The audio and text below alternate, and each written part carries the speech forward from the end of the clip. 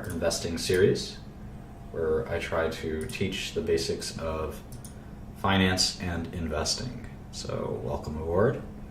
And we are going to be looking at IBM today. So I'm going to be paying attention to only this Yahoo Finance chat. We've kind of gotten rid of the blab idea. So let's see. If anyone has questions, you can just pop them into that chat, and the moderators will deal with it accordingly, or I'll notice it and bring it up. So we're going to start by going to our SEC website, which is our famous favorite website, and it's just clicking the search button. This should be your bookmarked website if you're serious about investing. And type the stock ticker of the company we're interested in, which is IBM, and we're going to start building a model for IBM's earnings and cash flow. So it's funny to me that their name stands for International Business Machines. So anyway, here's their income statement, and it should look familiar to you, similar to Apple's. All income statements are sort of the same. They start with revenue, and they sort of go on to costs, and then there's profit. So it's the basic structure of all income statements in business. So it's not totally different from all. They're all sort of the same in some ways. But what's interesting is the magnitude, right? We know Apple is doing, $75 billion for a quarter of sales. And let's save it here. And IBM last quarter did $19 billion in sales. So let's see, Q3 15. And they have three different kinds of revenue: services, sales, and financing. For total revenue is split up into three business components. And it's interesting that IBM is almost all services now. You can see that 12 billion out of the 19 billion is services. And we'll just sum these to make sure they add up. Do a little formatting. Control 1 is the formatting shortcut. And so let's look at the costs to each business. Services cost. Is this keyboard too loud? I can try to fix that. Sales cost. Sales is really products, right? Think of that as products cost. Financing costs. And then finally, total costs of goods sold. So it's an interesting way to segment, and you can see the margin on each product line is different. In fact, if you kind of eyeball it, you'll sort of see that maybe we should we just put it down here.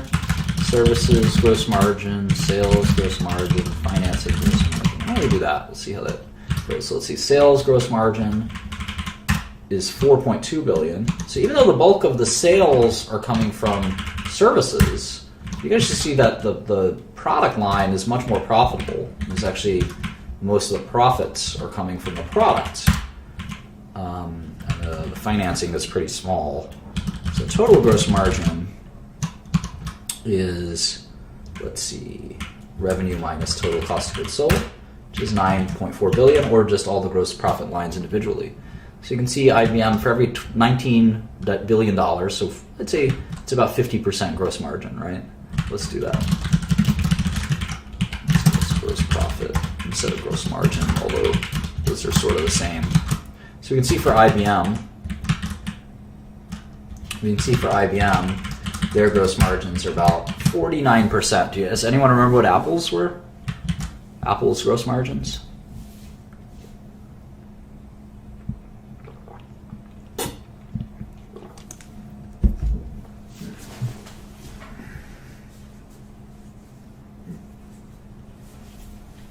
Come on.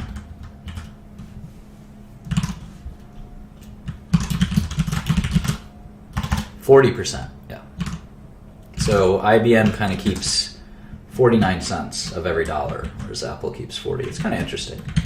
They're not similar businesses at all, really. One is sort of a phone maker, more or less, and the other is a services sort of company. But we'll learn more about these individual companies shortly. All right. I don't know what I just did here, so let me just... whatever it is, I don't like it. All right, here we go. So selling general administrative, 4.7 billion. Research and development, 1.2 billion. So operating, we call these operating expenses, right? Operating expenses. Operating income is gross profit minus operating expenses. So they have about 3.4 billion. So 19 billion in revenue and 3.4 billion is their final kind of operating profit for their business. We're not including interest or taxes yet. Sometimes call this EBITDA. That's how you pronounce it, EBITDA. Not EBITDA, but EBITDA. And it's earnings before interest, taxes, depreciation, and amortization. And sometimes it's just EBIT, earnings before interest and taxes. So that's sort of one way to think of operating income. But then we have interest income. In IBM's case, kind of have a variety of, just call other income, probably best. And there's a bunch of positives and negatives. So 188 plus 133 minus 117. So they've sort of got 3.6 billion of, we'll call this pre-tax income. And then taxes and net income.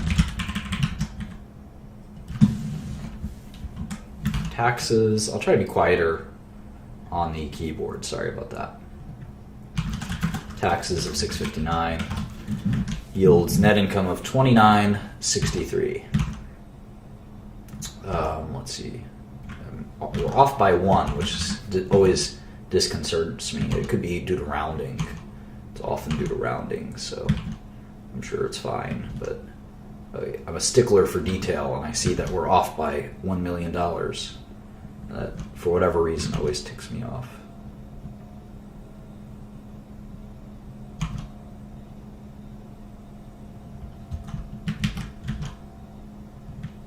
Well, we'll have to live with it. So, IBM made $3 billion last quarter. $3 billion last quarter. They have 975 million shares outstanding. In fact, we didn't do that. The first thing we typically do is we dive right into the model. The first thing we typically do is look at our basic 6 properties of a company. So why not do that now? What's the stock price of IBM? You can go to Yahoo Finance. I'm just going to go on Bloomberg because I have it open. Stock price of IBM is $137 per share. How many shares do they have outstanding? Well, it's on the first page of the 10Q, but it's also oftentimes in the balance sheet. Here it is, where they have 2.2 billion shares issued and 1.2 billion shares in their treasury that they've bought back. So you have to subtract those two,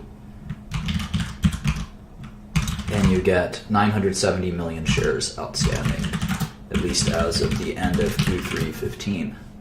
So the market cap is obviously the product of multiplying the two. There's 970 million shares. So the total value of the company is those 970 million shares times the price per each share, which is 137. And so the value of the company is $133 billion, which is, what is that, about 1/5, right, of Apple. So Apple could buy IBM pretty easily. How about cash and debt? All right, cash looks like they have 9,480 million and then 88 million in securities.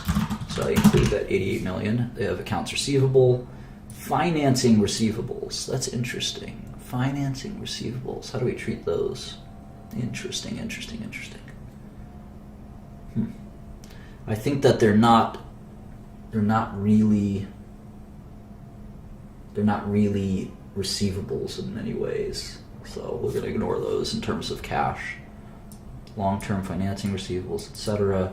They have some investments in sundry assets. I don't like to include that, but it could be another 5 billion in cash right here. So let's just leave it at around 9.5 billion of cash.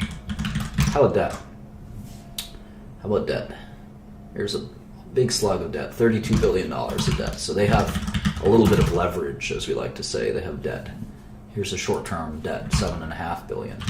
The total of $40 billion in debt. So they definitely have used debt. So the enterprise value is much bigger than the market cap. The enterprise value is $163 billion, while the market cap is $33 billion, which is, I think, interesting. any amount of income this company makes. Let's say they made 10 billion in any year. It actually would take you 16 years to get your money back. But if you use the market cap, it would be 13 years. But the real answer is 16 years because you have all these lenders you have to pay. On a cash-free basis, right, there's negative $30 billion of cash. There's 10 in debt and 10 in cash and 40 in debt, basically. So it's negative $30 billion in IBM right now. So that $30 billion has to be made whole before a stock owner gets any of it. All right, let's go back to the model. And you should all be able to do this, maybe not as quickly as I can, but sort of in a similar way with just Microsoft Excel or your own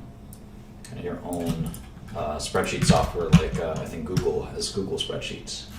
So anyway, that was the Q3. Let's do Q2. And we could also do the year before. We didn't do that. We can easily do prior year. So the way we do prior year is we're just going to copy and paste all this stuff, paste it into the prior year, and we just get to pop in the constants. And the formula is like revenue is a formula. Revenue is just the sum of the 3 individual revenues. So you don't have to put that in. You can just put in the hard formula, the hard constants.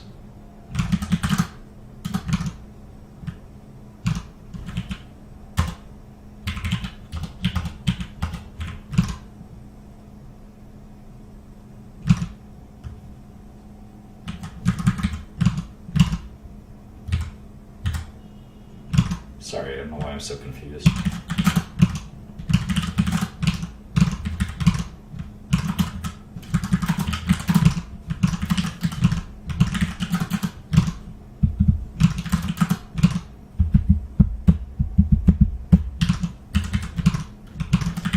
Okay, so we can see that IBM's revenue dropped 14% year over year. New divided by old minus 1 gives us change of 2 figures. So new is M6, 19 billion. Old is I6, 22 billion. And expressed as a percentage, that's negative 14%.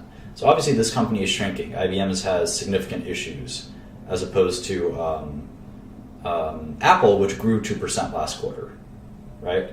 So keep that in mind as we try to value these and thinking about discount rates and all those types of things. We have to seriously consider the fact that IBM is shrinking, which is telling us something about their business. Any business that's shrinking, we have to be skeptical, I think, of future cash flows. So let's do the next quarter, Q2. And it gets easier after you set up the model. Each quarter, plugging in each quarter is actually pretty easy.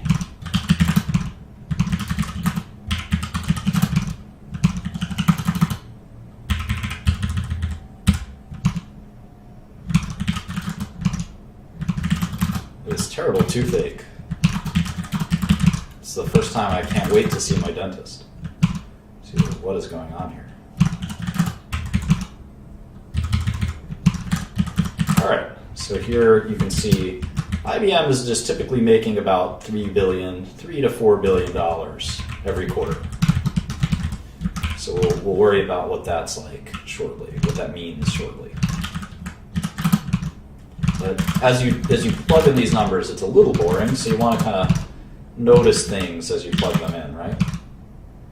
You want to notice things like that. And this is why I like to do it manually. It's because you get to learn a bit about the business as you do it manually. You really get to kind of appreciate the numbers on a different level than if you had a computer fill it in or you copied and pasted it or something like that. I don't encourage you to do that. I think it's important that you kind of get to feel the numbers, if that makes any sense. Trust me, it's true.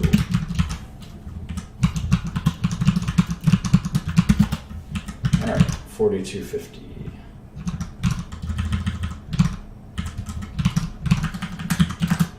All right, so we can see here that they have been shrinking 2 quarters in a row now.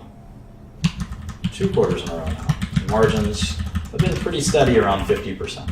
Pretty steady. You might ask why I'm like ignoring a few of these things, like loss from discontinued operations or the difference between basic and dilution shares. You can always ask those later during Q&A. You know, obviously if I'm ignoring them, it's somewhat safe for you to ignore them too. All right, one more quarter here, Q1.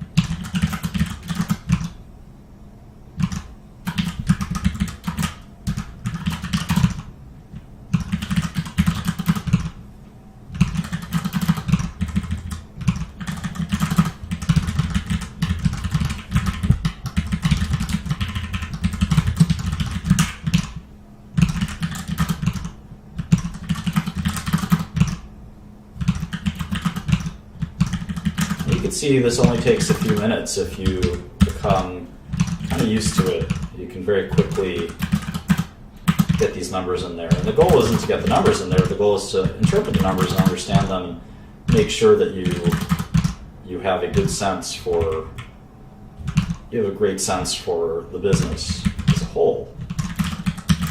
It's kind of interesting. In Q1, IBM only makes about $2 billion. You can see that, $2.5 billion. So on average, they're making about, you can see the average button here, $3.2 billion per quarter. $3.2 billion per quarter.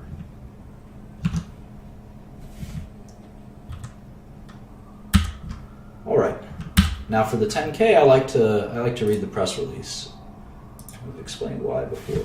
Some underwriting agreements. So let's see if we can find the 10K quarterly. Where were they when they have issued that? Probably around here. Maybe here. Maybe here. Here it is.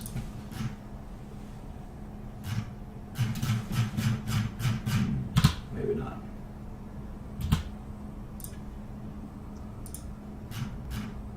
Here it is, fourth quarter results for IBM. And this is in their, this is their press release. Maybe it makes sense to go to the 10K. 10K. And I want to show you something from the 10K in general. Here's the IBM 10K. This is going to be really important to read. We're going to read it together in a minute. So why not look at it now?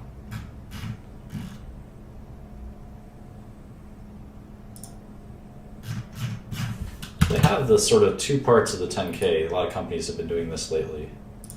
Not the bylaws, but here it is. Kind of separate parts of the 10K that they separate into links. It's a little annoying. Now you see why I like to go to the press release for the 10K. For the fourth quarter, I should say.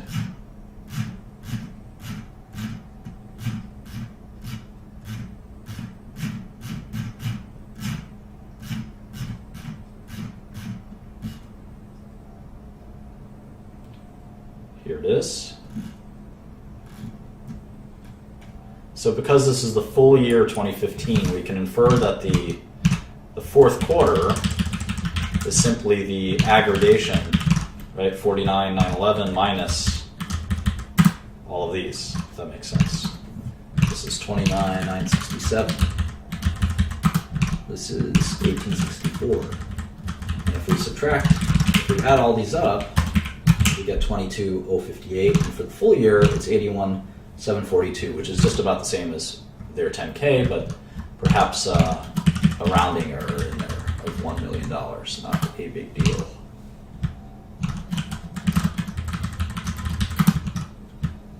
And that's why doing this off the 10K is a little cumbersome, because you have to do all these kind of additions and subtractions. It's not terrible, though.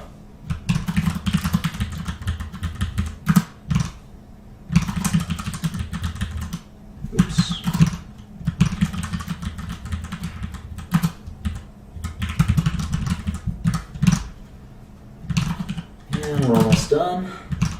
we're getting a picture of IBM as we do this, right? The picture is they make about $2 or $3 billion a quarter, or about 12 or 13 billion a year. And you can see in 2013 they made 16 billion. They made 16 billion. And why does this all matter? Well, we'll get to that in a second. The price we pay for things is definitely related. Oops, got this wrong. 2581. Maybe not. Yeah, that sounds about right.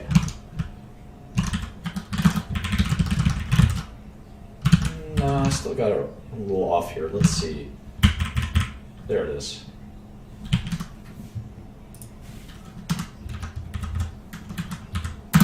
Aha, all done.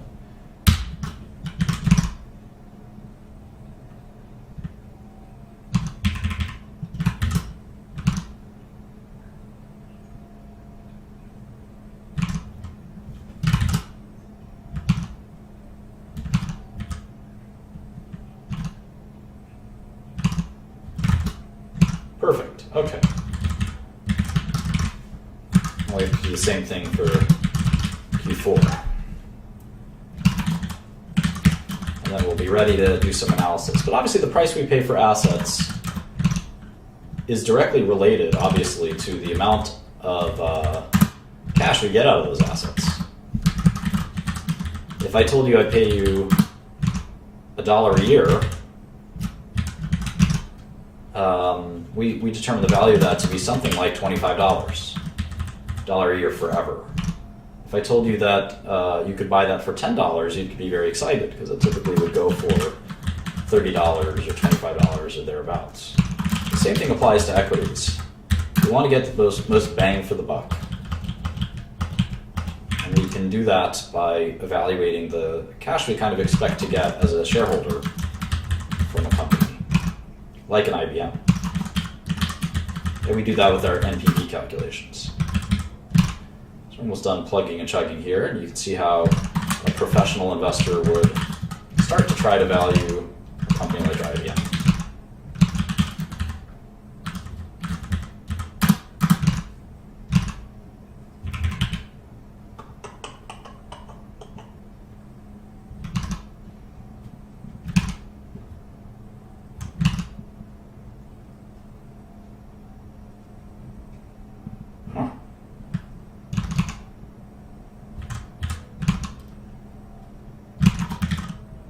I noticed something.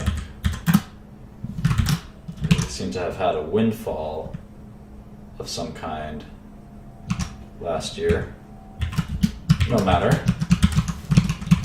Okay, so the picture is in 2014 IBM made 16 billion. In 2015 they made 13 billion. And even in 2013 they made 17 billion. So 17, 16, 13. Their income has been declining, so has their revenue. What does this all mean? Well,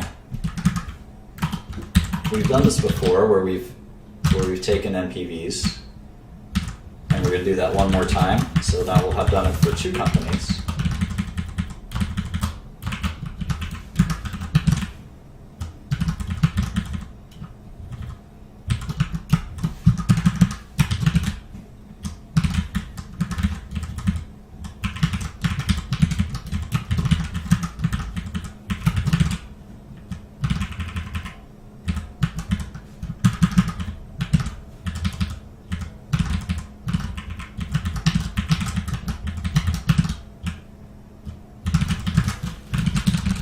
There's the 13 billion I mentioned.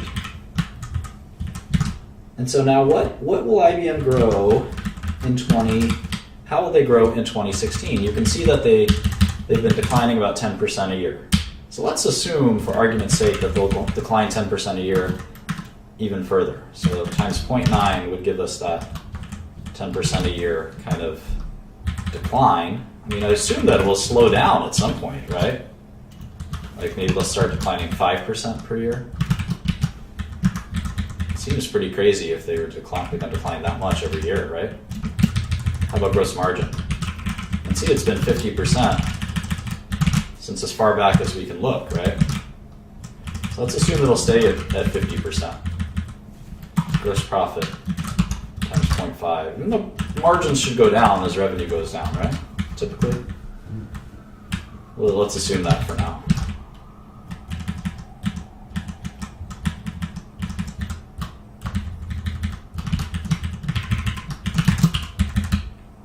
How about SG&A? Well, let's see how it behaved in 2014. You can see that it dropped. You know, as your revenue drops, you have to cut your costs usually, right? Typically. So IBM's revenue, R&D spending, and SG&A spending dropped as well. Let's see by how much. SG&A year over year, R&D year over year. As we know, we take new divided by old. New divided by old minus 1. You can see their costs dropped. They didn't cut much in R&D. They cut some on SG&A. Let's see how much their revenue fell. It's obviously a dangerous thing.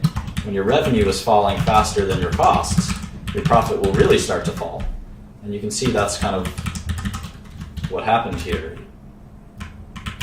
You can see that the revenue dropped 12%. They cut their SG&A by 12%. They didn't cut their R&D by 12%. They only cut it by 3%, which I think is somewhat telling. Okay.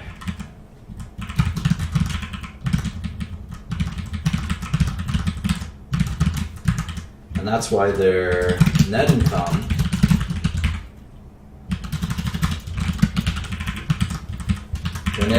fell by 15%. See, the revenue dropped by 12%, but their net income fell by 15%. Very interesting. And now we're going to forecast their revenue dropping by about 10% and then about 5% a year. So how would their costs decline? I'd say they cut their costs in a similar fashion, but maybe not R&D. So let's assume their costs drop by 10% a year, and it just matches the decline in revenue. Let's assume that. Other income will grow because their cash should build up over time. We'll talk about how to treat that in a second. Taxes, well, we can tell what their tax rate is just by doing taxes divided by pre-tax income. Let's see how much taxes IBM pays. Shocker, they pay 21% taxes, or even less. On average, they pay about 19% tax rate. So let's see if Hillary Clinton wins, maybe that tax rate will bump up. But for now, let's assume it's a 20% corporate tax. A lot lower than average person pays, of course. So there's our income stream. So now what do? We forecasted income from 2016 to 2030. What can we do with this? What do you guys think?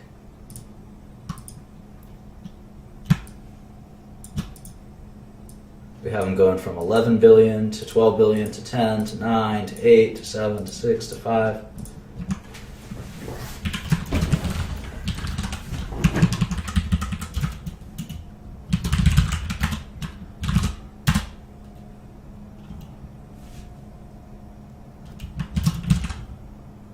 Yeah, we could start to get the terminal value and things like that. So maybe they'll drop 5% a year in perpetuity. So we'll take this and we call this the terminal value. We'll do that into perpetuity. Yes, we got to discount it to present value precisely. And let's say the discount rate is what, 5%? So we'll take the NPV from 2016 onward.